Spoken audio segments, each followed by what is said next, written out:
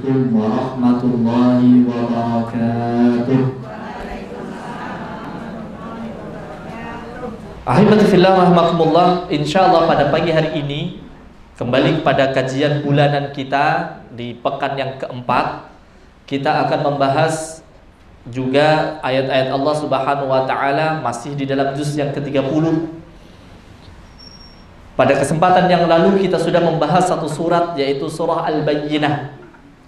Satu surat yang menggambarkan tentang keistimewaan Allah Subhanahu wa taala, memberikan keistimewaan terhadap apa yang diturunkan oleh Allah, Al-Qur'anul Karim. Ayat-ayat Al-Qur'an ini disebut dengan Al-Bayyinah. Salah satu maknanya ayat Al-Qur'an, salah satu maknanya adalah Rasulullah SAW yang membacakan Al-Qur'an. Pada pagi hari ini kita akan melanjutkan, di mana setelah itu kita akan membaca satu surat yang masih berkaitan tentang Al-Qur'an. Jadi ada Al-Bayyinah, ada Al-Qadr, ada surat Al-Alaq. Ya. Kalau Al-Qadr ini membahas tentang turunnya Al-Qur'an. Kalau Al-Alaq, surat yang pertama kali turun dalam Al-Qur'an, sehingga tambah wawasan kita terhadap Al-Qur'an ini, ya, sebagaimana apa yang Allah Subhanahu wa taala terangkan di dalam Al-Qur'an tentang Al-Qur'an itu sendiri. Kalau kemarin kita sudah membahas tentang Al-Bayyinahnya, orang bisa terlepas, lam yakunil ladzina kafaru min ahli kitab wal musyrikin munfakin hatta ta'tiyahul bayyinah. Kemudian sampai bagaimana orang yang mengikuti Al-Qur'an dan orang kafir yang tidak mengikut Al-Qur'an, bagaimana balasannya diterangkan dalam surat Al-Bayyinah. Sekarang Allah Subhanahu wa taala menerangkan tentang turunnya Al-Qur'an dalam surat Al-Qadr yang insyaallah pada pagi hari ini kita akan bahas. Saya akan bacakan dulu tentang surat Al-Qadr, ya. Saya akan bacakan dulu surat Al-Qadr. A'udzu billahi minasy syaithanir rajim. Bismillahirrahmanirrahim. Inna anzalnahu fi lailatul qadr. Wa ma adraka ma lailatul qadr. Lailatul qadri khairun min alfi syahr. Tanazzalul malaikatu war-ruhu fiha bi'izni rabbihim min kulli amr. Salamun hiya hatta matla'il fajr. Surah Al-Qadr, surat yang familiar dengan kita. Mayoritas dari kita sudah menghafalnya. Allah Subhanahu wa taala berfirman, "Inna anzalnahu fi lailatul qadr." Sesungguhnya kami telah menurunkannya pada malam Qadar, pada malam atau Lailatul Qadar. Inna, sesungguhnya kami, ya, ini menunjukkan bagaimana agungnya Allah Subhanahu wa taala dan apa yang Allah Subhanahu wa taala lakukan. Sesungguhnya kami anzalnahu, menurunkannya, ya. Tidak disebutkan nyanya ini kembali kepada siapa, karena kita sudah tahu yang dimaksud di dalam surat Al-Qadr, meskipun tidak disebutkan dulu Al-Qur'annya. Biasanya kalau ada kata ganti itu kan ada disebutkan dulu apanya, begitu ya. Ini langsung kami menurunkannya, karena kita sudah tahu diturunkan maksudnya adalah diturunkan Al-Qur'an ini. Fi lailatul qadr, pada malam Lailatul Qadar atau pada malam Qadar. Ada beberapa pembahasan yang bisa kita bahas pada ayat yang pertama ini. Apa? Yang pertama, kami menurunkannya pada Lailatul Qadar. Apa itu turun Al-Qur'an? Apa maksudnya? Di dalam Al-Qur'an, Allah Subhanahu wa taala menggambarkan turunnya Al-Qur'an ini di Lailatul Qadar. Kalau dalam surat Ad-Dukhan, inna anzalnahu fi lailatil mubarakah. Kami menurunkannya di malam penuh barokah. Kalau dalam surat Al-Baqarah, syahrul ramadhan alladzi unzila fihil Qur'an. Bulan Ramadan diturunkan di dalamnya Al-Qur'an. Apakah 3 ayat ini bertentangan? Loh, dia ini turunnya di Lailatul Qadar atau di Lailah Mubarakah atau di bulan Ramadan? Kata para ulama, ayat ini tidak bertentangan. Ya, dia ada di bulan Ramadan, dia penuh barokah, dan dia juga disebut Lailatul Qadar. Dia adalah Lailatul Qadar dan dia penuh barokah dan dia ada di syahrul Ramadan, di dalam bulan Ramadan. Lalu apa maksud kami menurunkannya pada Lailatul Qadar? Setidaknya ada 3 pendapat dari para ulama tentang turunnya Al-Quran. Supaya kita tahu ya, turunnya Al-Quran ini ada 3 pendapat di karangan para ulama. Apa pendapatnya? Pendapat pertama ini pendapatnya seorang sahabat yang mulia yang bernama Ibnu Abbas. Apa kata Ibnu Abbas radhiyallahu anhu? Nuzulu jumlah wahidah ila baitil izzah minas sama'id dunya thumma nazala ba'da dhalika munajjaman fi 23 sanah hasbal waqa'i'. Al-Quran itu turun jumlah wahidah, satu Quran turun ke Baitul Izzah. Jadi di langit bumi ya, ada namanya Baitul Izzah. Al-Quran itu turun lengkap. Yang kita baca ini 30 juz, 114 surat. Turun lengkap 30 juz. Disampaikan oleh yang dibawa oleh malaikat Jibril alaihi salam. Turunnya itulah pada malam Lailatul Qadar, tsumma nazala ba'da dzalika munajjama. Kemudian disampaikan kepada Rasulullah SAW secara berangsur-angsur selama 33 tahun. Nanti ada yang turun di fase Makkiyah, ada yang turun di Madaniyah namanya. Kalau kita belajar ilmu Quran, ada yang turun di fase sebelum hijrah Rasul, tema-temanya, jenis ayatnya, karakternya ada tersendiri begitu ya. Banyak berbicara tentang apa? Ada karakternya sendiri. Ayat-ayat yang turun sebelum hijrah dan ada ayat-ayat yang setelah hijrah disebutkan Makkiyah dan disebut dengan Madaniyah. Ini supaya kita ngerti tentang Quran. Pendapat kedua, pendapatnya Imam As-Sa'bi. As-Sa'bi ini seorang tabi'in sebetulnya, tapi beliau tabi'in yang begitu alim ya. Bahkan disebutkan itu biasanya tabi'in kalau ada sahabat ya, yang bermajlis, yang ngajar ya para sahabat, karena mereka bertemu langsung dan mulianya mereka bertemu langsung dengan Rasulullah SAW, belajar langsung dari Rasulullah SAW. Tapi As-Sa'bi ini karena saking pinternya, dia ini tabi'in ya umurnya ini tidak bertemu Rasulullah SAW, usianya setelah sahabat, tapi masih ketemu dengan beberapa sahabat. Tidak ketemu Rasul tapi ketemu sahabat. Sahabat ini masih ada, tapi As-Sa'bi ini sudah punya majlis, sudah mengajar begitu, karena cerdasnya As-Sa'bi. As-Sa'bi mengatakan tentang turunnya Al-Quran, ibtada'a nuzuluhu fi syahri Ramadan. Pertama kali turunnya itu pada bulan Ramadan. Jadi inna anzalnahu fi lailatul qadar. Maksudnya apa? Kami menurunkannya pada malam Lailatul Qadar, pada bulan Ramadan. Turun pertama kali. Turun pertama kali itu surat apa? Surat Al-Alaq. Nah, turun surat Al-Alaq 1 sampai 5. Jadi turunnya itu pada malam Lailatul Qadar.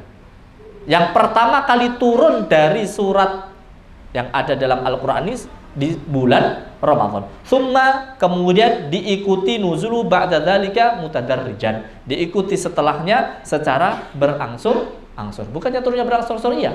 Wa nazzalnahu tanzila. Wa qala alladziina kafaru. Orang-orang kafir ini bertanya-tanya, laula nuzila hadzal Qur'an jumlatan wahidah. Kenapa kok enggak turun langsung ke Rasulullah SAW semuanya 30 juz? Kadzalika linutsabbita bihi fuadak, di antaranya untuk meneguhkan hati Rasulullah sallallahu alaihi wasallam. Dan ada banyak hikmah kenapa Al-Qur'an turun secara munajjaman, secara berangsur-angsur kepada Rasulullah sallallahu alaihi wasallam. Kita pun sama, belajarnya sedikit demi sedikit. Belajar satu ayat, belajar tafsirnya, dimurajaah lagi, difahami lagi sedikit demi sedikit sehingga kita memahami dalam mempelajari ayat-ayat Allah Subhanahu wa taala. Maka Inna anzalnahu turun pertama kali, yaitu surat Al-Alaq itu ayat 1 sampai 5 pada bulan Ramadan. Ya. Sebagaimana juga dalam surat Al-Anfal ya, ayat yang ke-41, wa ma anzalna ala abdina yaumal furqan yaumal taqal jam'an, dan apa yang kami turunkan kepada hamba kami yaumal furqan, di hari terpisahnya dua pasukan pada perang Badar, yaumal taqal jam'an, di mana hari dua pasukan ini bertemu. Nah, maka perang Badar terjadi pada bulan Ramadan. Nah, mungkin yang bertanya-tanya, kok biasa diperingati nuzulul Quran? Ya, nuzulul Quran itu biasanya diperingati tanggal berapa? 17 Ramadan. Lailatul Qadar itu biasanya di tanggal berapa?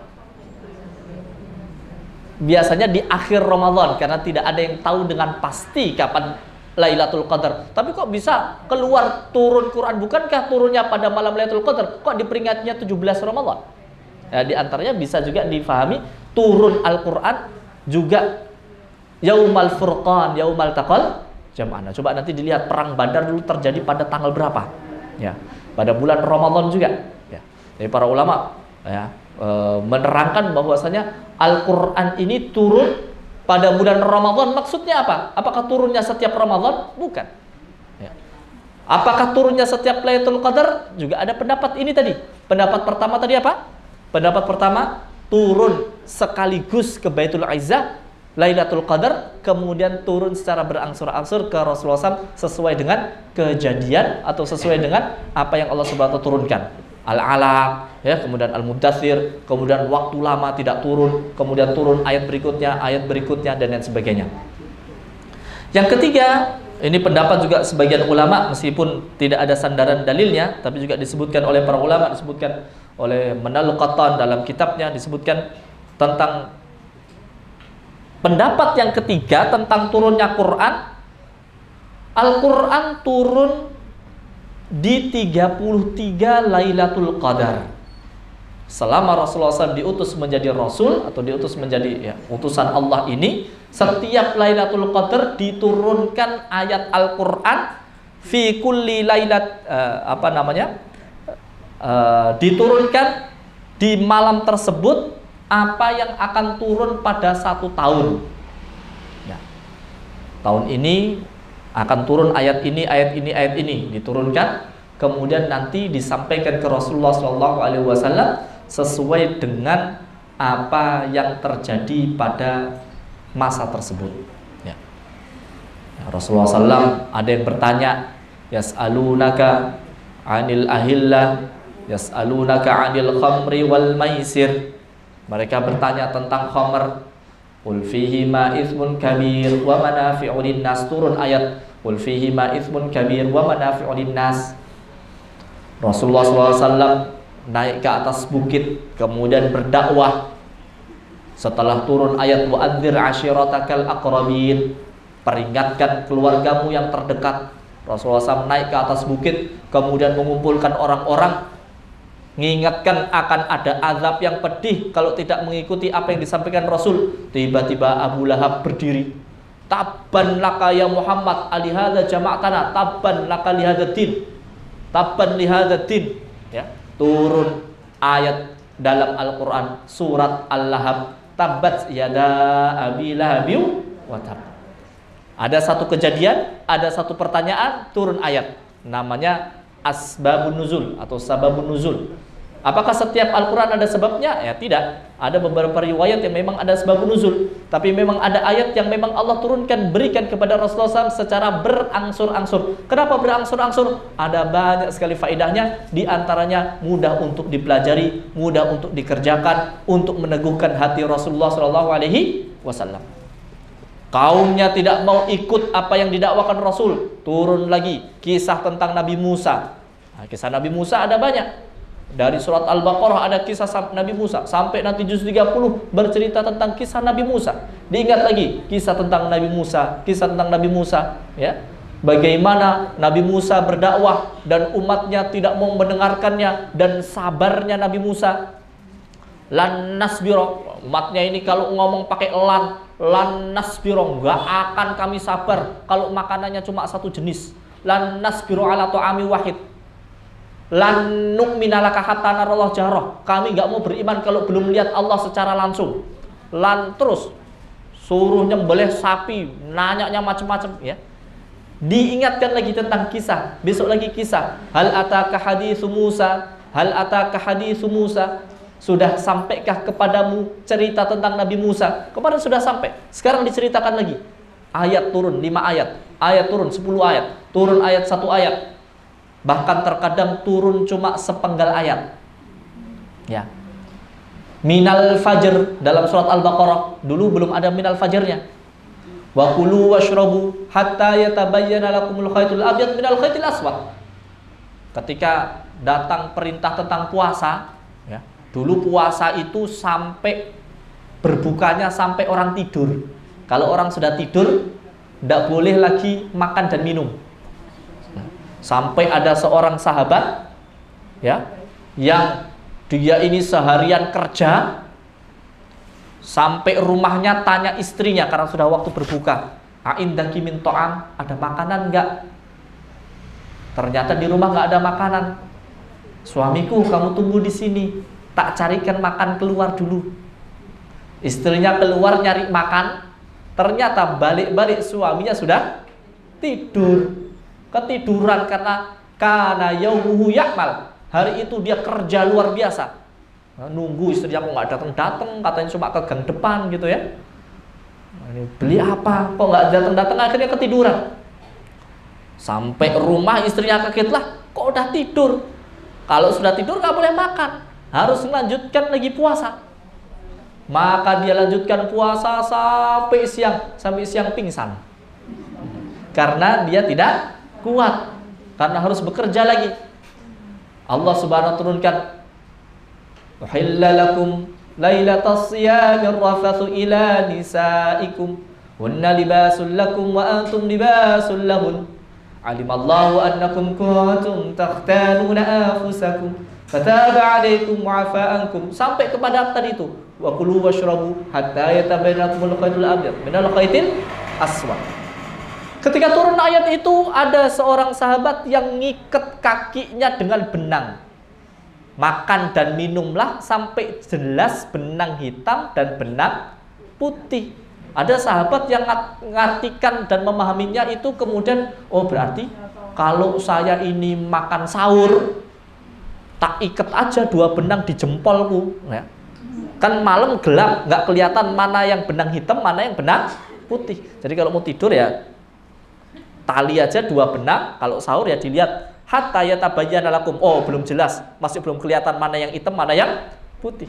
Kalau sudah kelihatan, mulai kelihatan, berarti sudah mulai agak ada cahaya-cahaya matahari, fajar sudah mulai datang, wow sudah jelas, maka jangan makan. Sampai ceritanya ke Rasulullah SAW. Kemudian Rasul mengatakan apa? Innal wisadata idzan la'arid. Waduh, berarti bantalnya ini luas sekali. Jangan cepat-cepat. Kurang jelas. Oh ya. Ini cerita juga nggak boleh cepat-cepat. Kemudian ditali 2 kakinya, ya sampai Rasulullah SAW mengatakan apa? Ini bantalnya hebat sekali, bisa ngalahkan langit. Yang dimaksud sampai jelas benang putih dan benang hitam itu mana malam, mana siang. Maka diturunkan kemudian satu kata, minal fajr. Nah, kalau dalam surat Al-Baqarah, sebelumnya belum turun minal fajr. Jadi ayatnya hatta yatabayyana lakumul khaytul abyad minal khaytil aswad minal fajr. Turun minal fajr. Tsumma atimus siyam ila lail. Turun satu potongan ayat dalam surat An-Nisa, ghairu ulid darar. La yastawil qa'iduna minal mu'minin. Tidak sama antara orang mukmin yang duduk, artinya tidak ikut jihad, dengan orang yang berjihad. Nggak sama pahalanya, nggak sama keutamaannya.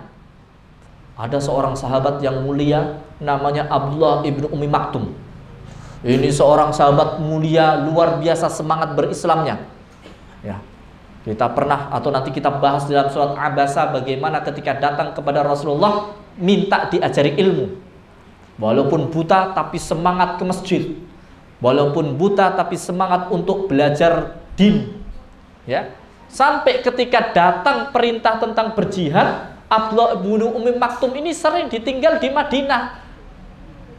Maka para sahabat ya, kalau sedang jihad berangkat bersama Rasulullah SAW. Terus yang ngimami siapa? Nah, biasanya ini penggantinya muadzinnya Rasulullah SAW, namanya Abdullah bin Ummi Maktum. Yang biasanya nanti kalau habis sholat bersandar di mimbar ya, Rasulullah SAW. Berarti Rasulullah SAW sedang nggak ada ini, sedang pergi berjihad bersama para sahabat. Yang ngimami gantikan Abdullah bin Ummi Maktum dipasrahi. Abdullah bin Ummi Maktum ketika turun ayat la yastawil qa'iduna minal mu'minin, tidak sama antara orang yang tidak berjihad dan yang pergi berjihad. Abdullah bin Mas'ud ini sedih. Ya Rasulullah, salahku tuh ya apa gitu ya. Saya tuh ya pingin ikut jihad. Ya Rasulullah, izinkan saya ikut jihad. Kalau alasannya saya ini nggak bisa melihat, justru harusnya yang buta-buta gini yang diajak. Ngapain? Suruh megang bendera. Karena kan kalau perang itu kan memperebutkan bendera gitu ya. Orang kalau buta suruh megang bendera, dia nggak tahu yang di depannya siapa, dia pegang aja terus. Mau musuhnya pakai onta, mau pakai kuda, mau pakai panah, tombak, mau pakai pedang, anteng aja dia tak pegang. Biarkan saya yang memegang royah ya Rasulullah. Ya. Mau dikepung, mau diserang, mau diancam pakai apa, saya akan pegang. Nggak takut, ya, nggak bisa melihat. Saya akan pegang itu. Biar yang lain fokus untuk yang menyerang, yang bertahan dengan strateginya. Saya pegang royah itu. Bagaimana semangatnya seorang sahabat Abdullah bin Ummi Maktum. Tapi sekarang sudah turun ayat la yastawil qa'iduna minal mu'minin. Enggak sama antara yang cuma duduk enggak ikut jihad dengan yang berjihad, enggak sama ya Rasulullah. Loh saya itu ya pingin ikut jihad ya Rasulullah. Lah kok ini dibilang enggak sama? Saya itu ya pingin kayak sahabat-sahabat yang lain. Ini bagaimana semangatnya sahabat. Turun ayat ghairu ulil dharar. Gak sama antara yang qaid dan tidak punya alasan dengan orang yang berjihad. Kalau seperti Abdullah bin Maktum tadi ada alasan syar'i ya, yang kemudian diperintahkan Rasulullah SAW untuk menggantikannya menjaga Madinah. Apa yang ingin kita sampaikan? Terkadang ayat turun setelahnya ghairu ulil dharar dan lain sebagainya. Nanti kalau mau lihat atau mempelajari turunnya berapa, apa riwayatnya ya, bisa kita bahas dalam pembahasan sababun nuzul, sebab-sebab turunnya ayat-ayat Al-Quran. Nanti dari surat Al-Baqarah, Ali Imran, apa saja riwayat-riwayat dalam asbabun nuzul. Tapi yang kita pelajari hari ini adalah inna anzalnahu fi lailatul qadar. Kami turunkan ia di malam Lailatul Qadar. Setidaknya ada 3 pendapat di kalangan para ulama tadi itu. Kami turunkan di awal atau kami turunkan ke Baitul Izzah, atau diturunkan pertama kali, atau diturunkan di malam Lailatul Qadar ketika Rasulullah SAW ya diutus itu 1 tahun ayat yang akan diturunkan kepada Rasulullah SAW. Inna anzalnahu fi lailatul qadar. Kami menurunkan di malam Lailatul Qadar. Lailah artinya malam, Al-Qadar. Apa arti Al-Qadar? Al-Qadar itu secara bahasa atau secara makna setidaknya ada 3 arti. Qadar bisa artinya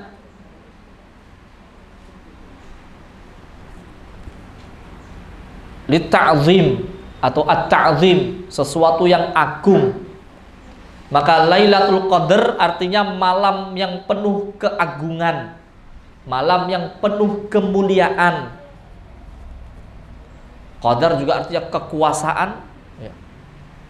Ini satu makna ya, kemuliaan, keagungan. Maka dikatakan Lailatul Qadar karena malam tersebut adalah malam yang agung. Kenapa malam yang agung? Ya nanti kemudian dijelaskan di ayat-ayat yang berikutnya. Dia menjadi malam yang agung karena Al-Quran turun di malam tersebut. Semua yang tersentuh dengan Al-Quran ini menjadi mulia, menjadi agung, menjadi baik. Yang membawa Al-Quran, malaikat yang menyampaikan menjadi malaikat yang terbaik, malaikat Jibril alaihissalam, indadzil arsy makin, yang mempunyai kedudukan di sisi sang pemilik arsy, Allah subhanahu wa ta'ala.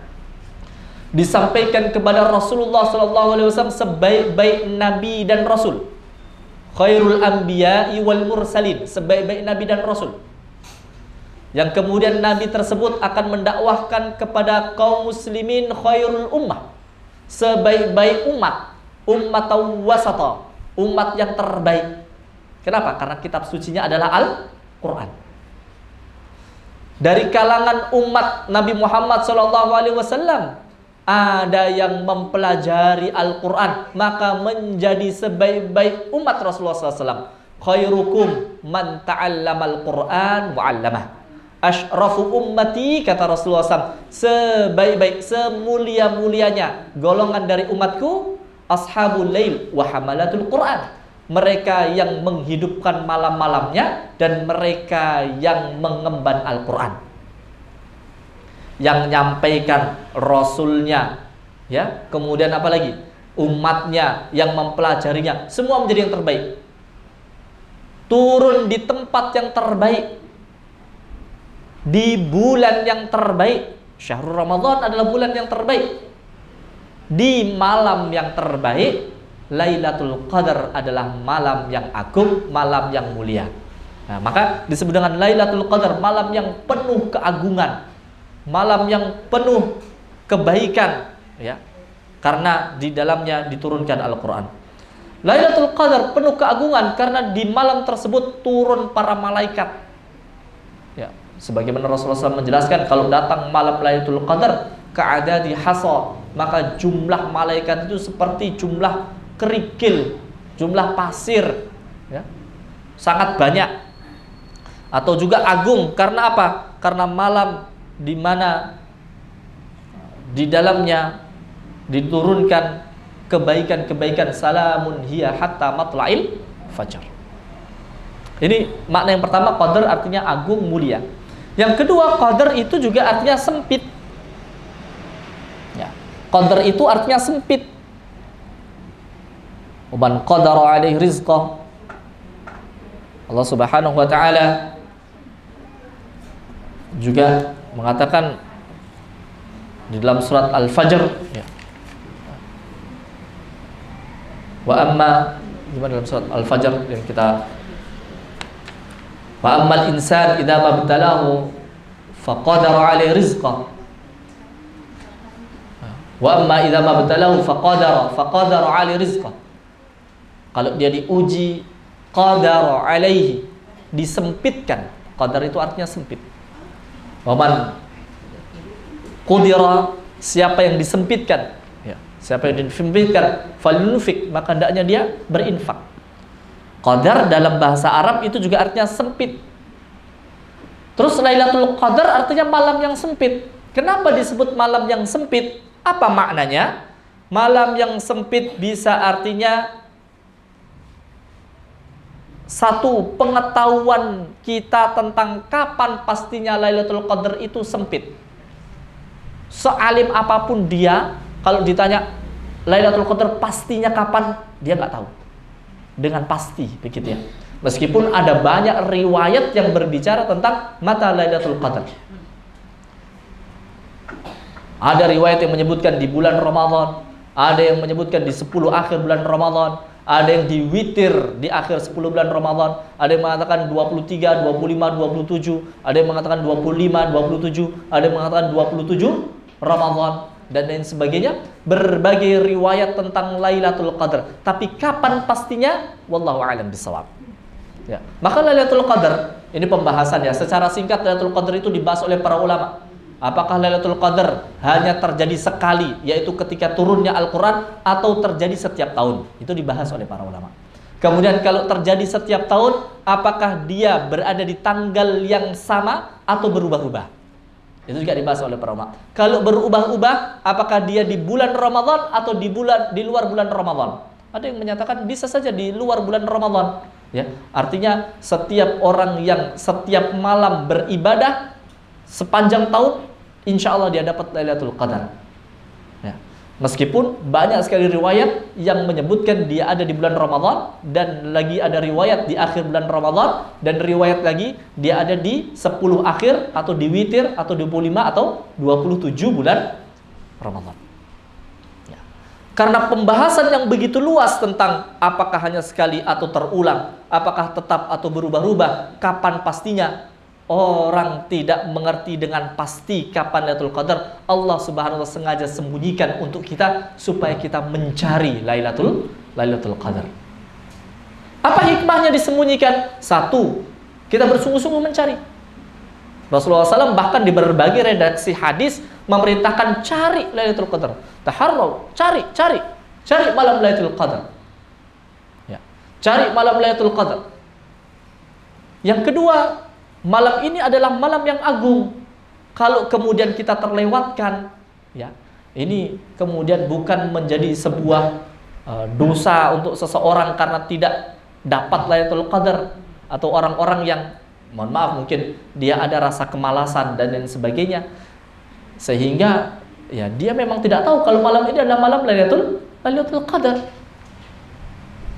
sehingga dia ya tertidur sebagaimana di kebanyakan malamnya misalkan. Maka ini tidak menjadi sesuatu yang bisa dibilang, dikatakan oleh para ulama ya, dia disuruh mencari, tetapi kalau terlewatkan ya karena memang disembunyikan, sehingga dia kalau terlewatkan itu tidak seperti yang kalau sudah dikasih tahu Ramadan datang setelah ini. Nah, itu kan kita sungguh-sungguh itu dalam beribadah karena sudah pasti bulan Ramadannya. Tapi kalau Lailatul Qadar belum tentu dengan pasti kita tahu kapannya. Apakah dia 27, apa 29, apakah di akhir, apakah di bulan Ramadan awal, ya. Sebagaimana nuzul Quran di awal bulan Ramadan, bahkan 17 bulan Ramadan. Rasulullah SAW pernah iktikaf di 10 awal bulan Ramadan, ya, dan lain sebagainya. Karena kita tidak tahu pasti, dan itu juga yang disebutkan salah satu nama dari Lailatul Qadar, artinya malam yang sempit, karena kesempitan kita terhadap ilmu kapan terjadi malam Lailatul Qadar. Lailatul Qadar juga disebut malam yang sempit karena apa? Sempit saat itu bumi kita ini dengan malaikat, cuma kita nggak ngelihat. Nah, nanti kita akan bahas bagaimana malaikat mereka datang turun, tanazzalul malaikah, turun para malaikat, waruh juga malaikat Jibril turun ke bumi ini pada malam Lailatul Qadar, sehingga tidak ada satu jengkal di bumi ini kecuali sudah ada malaikat di sana. Jadi penuh berdesakan dengan malaikat yang turun pada malam Lailatul Qadar. Maka disebut dengan Lailatul Qadar, penuh bumi ini dengan malaikat-malaikat yang turun. Yang ketiga, Al-Qadar itu artinya adalah qada atau ketetapan Allah Subhanahu wa taala.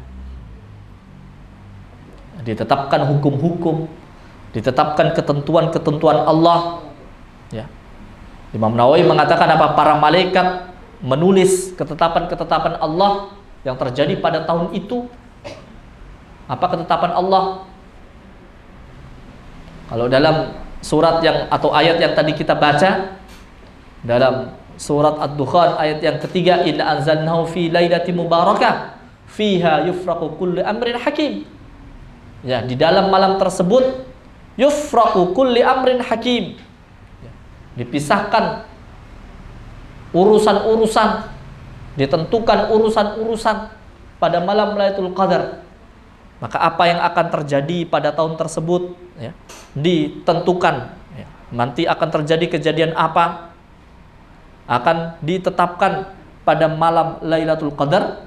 Dia adalah malam yang agung, dia juga malam yang yufraqu kulli amrin hakim. Maka disebut dengan malam Lailatul Qadar. Setelah Allah Subhanahu wa taala menerangkan Al-Qur'an ini kami menurunkannya di malam Lailatul Qadar dengan 3 tadi makna yang sudah kita sebutkan, ya. Kemudian Allah Subhanahu wa taala memberitahu tentang keistimewaan Lailatul Qadar. Cara memberitahunya dengan pertanyaan. Wa ma adraka ma Lailatul Qadar? Tahukah kamu apa itu Lailatul Qadar? Biasanya kalau ada ayat Al-Qur'an pakai ma adraka, biasanya setelah itu dikasih tahu. Ma adraka wa ma adraka mal qari'ah wa ma adraka ma hiya. Nah, itu biasa setelah itu dikasih tahu. Kenapa kok ditanya? Supaya kita memperhatikan. Ini salah satu bentuk atau salah satu thariqah tadris, salah satu metode pengajaran dengan bertanya. Mungkin ibu-ibu ingin ngajari anaknya, atau ada seorang guru ingin ngajari muridnya. Salah satu metode tidak langsung menerangkan tapi ditanya terlebih dahulu. Misalkan kita ingin jelaskan tentang apa? Bluetooth. Nah, Bluetooth adalah, daripada Bluetooth adalah saya datang kemudian di sini ada yang tahu apa itu Bluetooth? Apa itu Bluetooth? Nah, gitu ya. Kemudian orang apa? Orang jadi perhatian, jadi pingin tahu. Yang mau mencatat siap mencatat, yang pingin mendengar siap mendengar. Apa ini? Informasi baru apa? Apa itu Bluetooth? Daripada langsung saya menerangkan tentang Bluetooth adalah ditanya dulu apa itu Bluetooth. Jadi orang perhatian. Ini salah satu cara untuk mengajar. Ma adraka? Ya. Ma adraka ma hiya? Wa ma adraka ma Lailatul Qadar? Ya. Wa ma adraka? Dengan pengetahuan apa yang bisa kamu pakai untuk mengetahui apa itu Lailatul Qadar? Ya, kita nggak bisa mengetahui kecuali ilmu dari Allah Subhanahu wa taala yang mengajarkan. Sebab itu ya kita dengarkan apa yang Allah Subhanahu wa taala terangkan tentang Lailatul Qadar supaya kita ngerti. Karena tidak dengan alat apa, nggak bisa kita nyari dengan mikroskop atau kita nyari dengan apa, nggak ada. Salah satu-satunya cara untuk kita mengetahui apa itu Lailatul Qadar yang mendengarkan apa yang Allah Subhanahu wa taala terangkan tentang Lailatul Qadar. Wa ma adraka ma Lailatul Qadar? Lailatul Qadri khairum min alfi syahr. Malam atau disebut Lailatul Qadar khairun, lebih baik. Ya, lebih baik itu artinya tidak sama. Ya. Kalau dikatakan malam 1000 bulan, ini lebih baik daripada 1000 bulan. Kalau dikatakan ya piring lebih baik dari mangkok, bukan piring itu sama dengan mangkok, ya lebih baik piring. Ya. Rumah lebih baik daripada tenda, ya berarti sama aja. Ini rumah yang sama dengan tenda. Rumah lebih baik daripada tenda. Maka Lailatul Qadar lebih baik daripada 1000 bulan. Apa makna alfi syahr? Alfi syahr setidaknya ada dua makna. 1000 bulan bisa artinya ungkapan untuk menunjukkan sesuatu yang banyak. Ya. Saya ingin hidup 1000 tahun. Apakah benar-benar 1000 tahun? Ya maksudnya saya ingin hidup panjang begitu. Maka alfa syahr bisa untuk ungkapan dahr, untuk ungkapan masa yang panjang. Ya. Jadi dapat Lailatul Qadar sekali itu lebih bermanfaat daripada waktu yang sangat panjang yang dimiliki oleh orang. Itu namanya alfa syahr. Yang lain berpendapat alfa syahr ini ya sesuai dengan bilangannya. Alfa syahr berarti 1000 bulan. Berarti sekitar berapa tahun? Sekitar berapa puluh tahun? Ya, sekitar 80 tahun itu ya.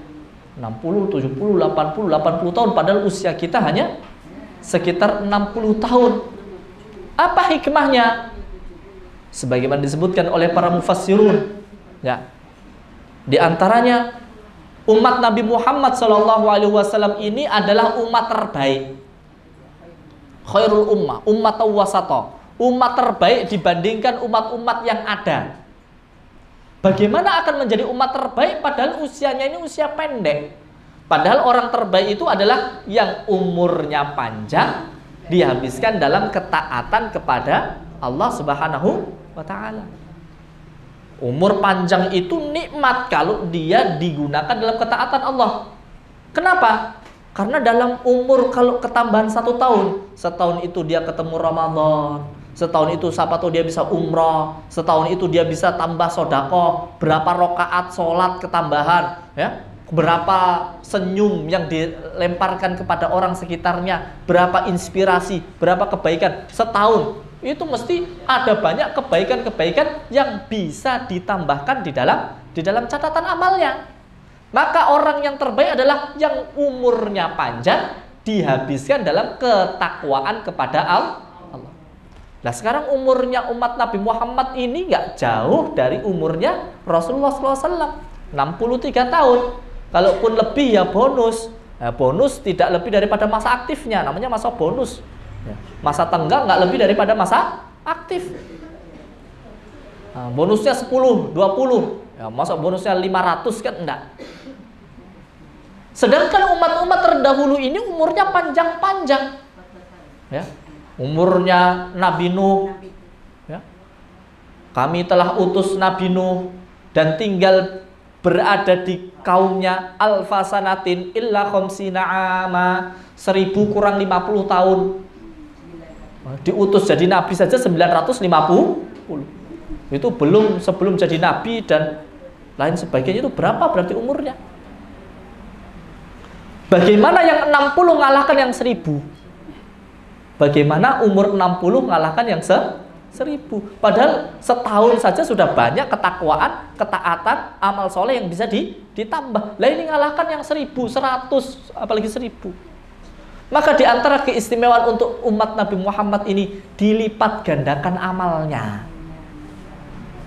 Orang kalau melaksanakan satu kebaikan, asyra hasanat. Man hamma bihasanah, siapa yang baru pingin lakukan kebaikan, belum dilakukan, sudah dicatat 1. Kok dikerjakan, dikalikan minimal 10. Maka kata para ulama apa? Khosaro liman khosaro wahidi bil asyara, rugi orang 1 banding 10 masih kalah.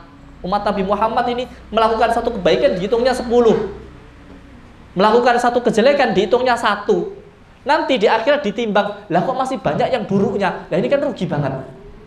Sudah 1 banding 10, ya, kejelekan orang berniat jelek enggak dihitung, melakukan kejelekan dihitung 1, pingin baik dihitung 1, dikerjakan minimal kali 10, ila ad'af katsira, sampai lipatan ganda yang berlipat-lipat. Kita tidak tahu berapa lipatnya, sesuai dengan kadar niatnya, resikonya, menginspirasi orangnya, jariyahnya, macam-macam itu. Ya, bisa dilipat gandakan berlipat-lipat. Lah kok ditimbang amal buruknya masih lebih buruk, lebih berat daripada amal solehnya. Ini kan rugi sekali.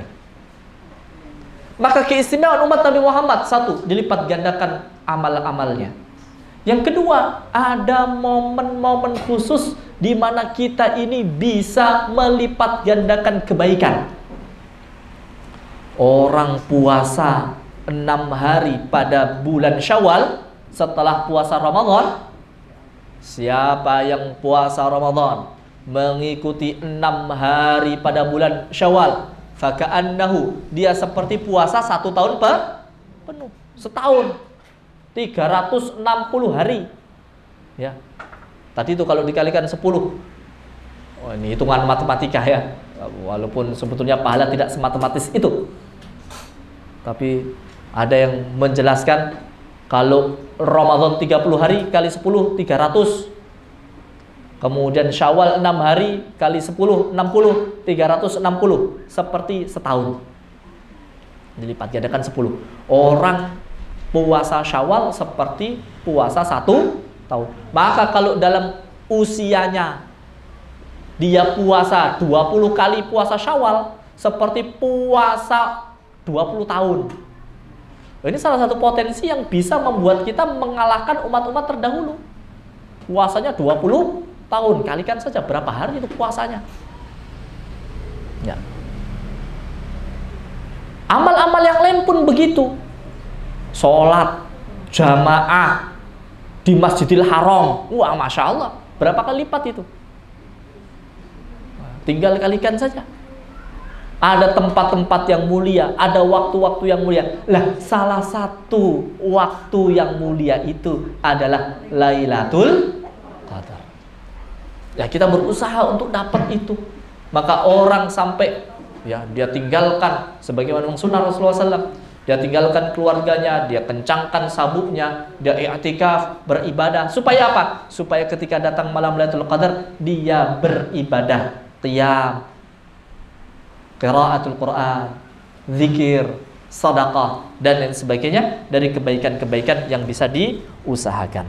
Maka khairum min alfi syahr, lebih baik daripada 1000 bulan.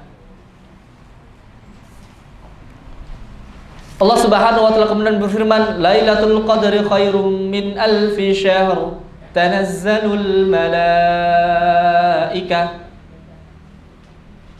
Pada malam itu turun para malaikat, warruhu fiha, dan malaikat Jibril turun biizni rabbihim min kulli amr, untuk mengatur segala urusan.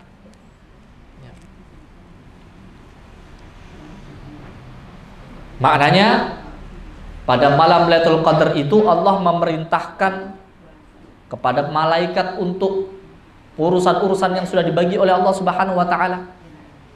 Apa yang akan terjadi, kadarnya berapa, diberikan oleh Allah Subhanahu wa taala pada malam Lailatul Qadar. Juga mana yang lain? Kanal malaikah, para malaikat ini mereka rindu kepada orang-orang yang beriman. Mereka rindu kepada orang-orang yang beriman, kepada orang-orang yang bertakwa, dan pingin nyalami mereka. Memangnya para malaikat itu kenal orang-orang beriman. Kayak ibu-ibu yang ada di sini, kayaknya saya ini bukan orang terkenal, saya ini bukan orang yang viral. Oh, tidak viral di dunia, tapi viral di akhirat. Tidak terkenal di dunia, tapi terkenal di akhirat. Atau terkenal di langit. Tidak terkenal di bumi, tapi terkenal di langit. Ini juga ada. Kok bisa terkenal di langit? Iya, di langit itu kan wa fis samaa'i rizqukum wa ma tu'adun. Turun rezeki dari langit itu, apa yang dijanjikan Allah. Wal amalu sholih yarfa'u, amal soleh ini kita kan naik. Maka di langit ini tempat naiknya amal, ya. Maka ketika dibahas, ketika Fir'aun itu mati ma bakat, tidak menangis langit, ditanyakan kepada sahabat, memang langit bisa nangis? Ya, langit menangis. Langit menangisi. Karena biasanya tempat ini yang menjadi tempat amal solehnya naik, hari ini sudah tertutup karena dia meninggal. Tidak ada amal soleh lagi yang naik. Fir'aun nggak nangis langit ketika dia mati, nggak ada amal soleh yang naik. Bumi pun tidak menangis, langit pun tidak menangis. Ya. Orang yang datang ke majelis, wa dzakarallahu fi man 'indah, majtama qaumun fi baitin min buyutillah, tidak ada berkumpul sebuah kaum di rumah, di antara rumah-rumah Allah, yatluna kitabullah, ngaji ayat Allah, yatadarasuna fima bainahum, saling belajar satu sama lain di antara mereka, turun sakinah, turun rahmah, ya. Kemudian apa? Disebut di antara para malaikat. Maka nama ibu-ibu yang sering kajian, muter sana, muter sini, ikut sana, ikut sini, Masya Allah, kayaknya di dunia nggak ada yang terkenal. Yang kenal paling teman-teman kajiannya saja. Tapi di langit ini pada kenal, Bu Fulana, Ibu Fulana, ini terkenal sekali. Kenapa? Karena disebut-sebut di depan para malaikatnya. Itu malaikat setiap hari dengar nama ibu, dengar nama ibu. Ini hadis Rasulullah SAW menyebutkan apa? Disebut-sebut di hadapan para malaikat. Sehingga namanya itu viral. Ya. Nah, malaikat ini pingin ketemu, pingin nyalami, pingin ketemu. Ya. Orang itu, makhluk Allah ini ya, kalau punya kesamaan, dia ini senang kumpul. pingin ketemu. Ya. Kayak ibu-ibu ini kan kerasa kalau seneng sesuatu yang sama, jadi seneng untuk kumpul bareng. Sama-sama seneng sepeda, bikin komunitas pecinta sepeda. Sama-sama seneng soto ya, pecinta soto gitu ya. Kalau ada, wih sana ada soto paling enak, kanan jalan, gas gitu ya. Pokoknya langsung sama-sama seneng soto, sama-sama seneng ngaji, ya sama-sama. Akhirnya saya nyaman sama orang ini, karena ada kesamaannya itu. Dan pingin ketemu, siapa? Apalagi sudah senengnya sama, kita sering dengar lagi. Ya. Sering dengar yang namanya Ustadz Abdus Somad misalkan. Dengar YouTube, dengar di WA, di-share lagi fotonya, videonya, tulisannya. Tiba-tiba kemudian suatu saat dia datang ke Solo. Wah, wih Ustadz Abdus Somad datang. Kira-kira ibu-ibu gimana? Ayo ke sana, semangat, pingin ketemu. Terus paling nggak dengarkan atau pingin salaman. Nanti bisa foto, bisa ketemu dan lain sebagainya. Oh ya, senang. Kalau orang nggak senang, misalkan nggak senang basket, ya, datang pembasket paling terkenal, siapa saya nggak kenal ya, atau nggak senang bola, ya, nggak senang bola ibu-ibu kemudian datang siapa gitu ya, Mario Balotelli gitu ya, sopo Mario Balotelli gitu ya, ini ada Mario Balotelli datang ke Solo, ya ngapain datang, ya biarin aja loh, dia belanja pecel, mau belanja apa nggak peduli, saya tetap aja datang kajian, mending saya ikut kajian, begitu ya. Karena dia ngapain nggak ada. Tapi kalau orang seneng, Mario Balotelli, saya dulu sering dengar namanya, dia pengen ketemu, say hello, paling nggak ketemu dan lain sebagainya. Karena ada kesamaan. Dan dia kenal, sering dengar, sering lihat beritanya. Lah ibu-ibu ini ada yang begitu terkenal di langit, Bu. Oh, malaikat-malaikat ini kenal, dengar namanya, disebut-sebut lagi, viral, ibu ini datang ke kajian ini, ibu ini melakukan kebaikan lagi, ibu ini memberikan inspirasi lagi, terkenal. Ada waktu momen diizinkan untuk turun ke bumi. Kapan? Lailatul Qadar. Tanazzalul malaikah. Maka malam Lailatul Qadar turun malaikat-malaikat yang sangat banyak, termasuk pingin ketemu itu tadi. Pengen ketemu orang-orang bertakwa yang didengar namanya itu. Turun ke bumi, mana Bu Fatimah, mana Bu Fulana, mana Bu Khadijah. Oh, tidur gitu ya. Kayaknya terkenalnya ini luar biasa kalau namanya di langit itu, Masya Allah. Turun ternyata iya lagi qiraatul Quran. Ya, tadi itu pemain bolanya, lagi main bola, lihat senengnya, tendangannya bagus, melengkung gitu, Masya Allah, seneng, bisa ketemu, mengucapkan salam, ya. Malaikatnya datang menyalami, ya. Sampai itu dibahas oleh para ulama, apa rasa yang dirasakan, karena kita tidak bisa melihat itu, apa tanda rasa yang disebutkan para ulama kalau disalami oleh para malaikat itu. Ketika paginya, tenangnya, dan lain sebagainya. Ya. Apa yang ingin kita bisa bahas? Tanazzalul malaikah, turun para malaikat pada malam yang mulia itu. Ya. Bisa dia mencatat apa yang Allah SWT tetapkan untuk 1 tahun urusan-urusannya. Siapa yang diberikan tugas untuk dalam satu tugas ya. Karena para malaikat wal mudabbirati amra. Mereka adalah para mudabbir, mereka adalah makhluk-makhluk Allah yang menjalankan perintah Allah sesuai dengan apa yang ditetapkan oleh Allah Subhanahu wa taala. Turun pada malam Lailatul Qadar, tanazzalul malaikah warruhu fiha biizni rabbihim min kulli amr. Salamun hiya hatta matla'il fajr. Salamun hiya hatta matla'il fajr. Selamat, penuh dengan keselamatan, hatta matla'il fajr, sampai terbitnya fajar. Malam itu penuh kesejahteraan sampai terbitnya fajar. Nah, setidaknya salamun hiya hatta matla'il fajr, Ya, ini menunjukkan malam ini adalah malam yang mulia. Syaitan pada malam itu tidak bisa berbuat dan membisikkan hal-hal yang jelek sampai datang fajar. Salam, taslimul malaikah, para malaikat menyalami. Ya, sebagaimana disebutkan, Asy-Sya'bi juga menyebutkan, ya, malaikat menyalami ala ahlil masajid, kepada para ahli-ahli masjid.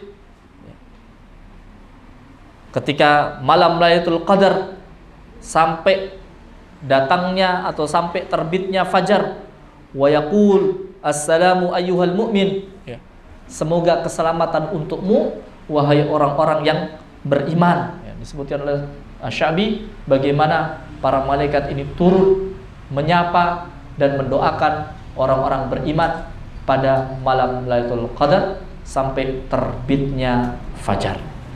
Inilah kemuliaan yang ada pada malam Lailatul Qadar yang Allah Subhanahu wa taala terangkan, di mana Lailatul Qadar adalah malam diturunkannya Al-Qur'an.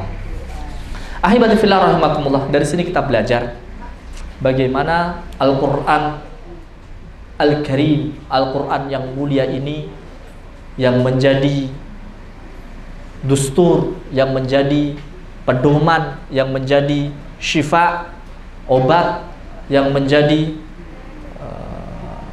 zikir, tilawah, ya. Zikir dalam tilawahnya, bacaannya dijadikan zikir, wiridnya oleh kaum mukminin. Begitu besar kemuliaannya, begitu agung kemuliaannya di sisi Allah Subhanahu wa taala, dan bentuk nikmat yang Allah berikan kepada kita adalah diturunkannya Al-Qur'an.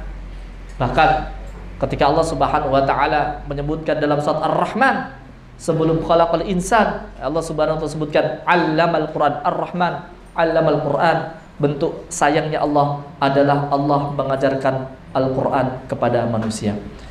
Mari dari majelis ini kita bersama-sama bermuhasabah tentang bagaimana kondisi kita, bagaimana kedekatan kita dengan Al-Qur'an.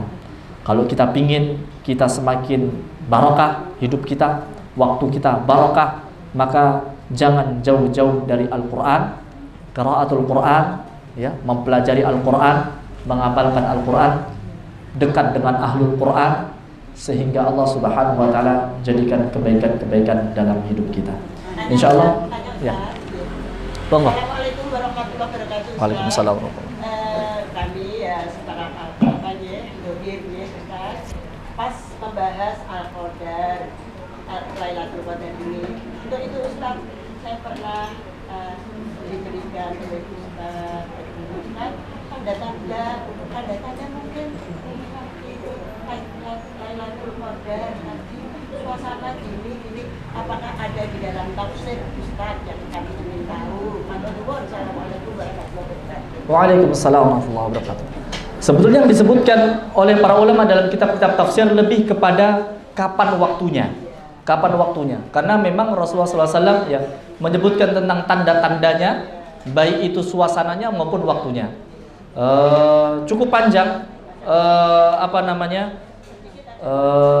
Misalkan Ibnu Katsir dalam tafsir yang ditulis tidak kurang dari 30 riwayat yang disebutkan oleh Ibnu Katsir tentang tanda-tanda dari atau bukan tanda ya, kapan waktunya dari Lailatul Qadar tersebut. Meskipun di dalamnya juga ada sedikit tanda-tandanya, misalkan tenang dan lain sebagainya, tetapi lebih kepada waktunya. Ala kulli hal, dari waktu-waktu dan tanda tersebut ya, kita memang tidak bisa memastikan kapan datangnya Lailatul Qadar. Makanya tadi kita sebutkan, ulama berpendapat satu, kalau memang kita ingin mencari, kita ingin mencari Lailatul Qadar, yang mencari di akhir bulan Ramadan atau di ganjil akhir bulan Ramadan, atau di setiap malam. Kalau mau lebih selamat lagi, pingin benar-benar dapat ya, setiap malam bangun, setiap malam mencari betul Lailatul Qadar dan berdoa sebagaimana Aisyah radhiyallahu anha ketika bertanya kepada Rasulullah, ya Rasulullah, kalau kemudian saya bertepatan malam itu bertemu dengan Lailatul Qadar, kemudian saya harus mengatakan apa atau saya harus mengucapkan apa? Maka Rasulullah SAW mengajarkan doa, Allahumma innaka anta afuwun karimun tuhibbul afwa fa'fu anni. Maka ini di dalam kitab-kitab tafsir disebutkan, tetapi lebih kepada riwayat-riwayat hadis tentang kapan kemungkinan terjadinya Lailatul Qadar tersebut. Nah, ini. Baik. Ada lagi yang mungkin ditanyakan? Cukup insyaallah. Nakhtatim bi doa kafatul majlis. Subhanallah wa bihamdik asyhadu an la ilaha illa anta astaghfiruka wa atubu ilaik. Semoga yang sedikit ini bermanfaat. Semoga kita dimudahkan oleh Allah Subhanahu wa taala untuk bertemu dengan Lailatul Qadar dan kita dimudahkan untuk menjadi ahlul Quran. Wa sallallahu wa sallim wa barik ala nabiyina Muhammad wa alihi wasallam ajmain. Wassalamualaikum warahmatullahi wabarakatuh.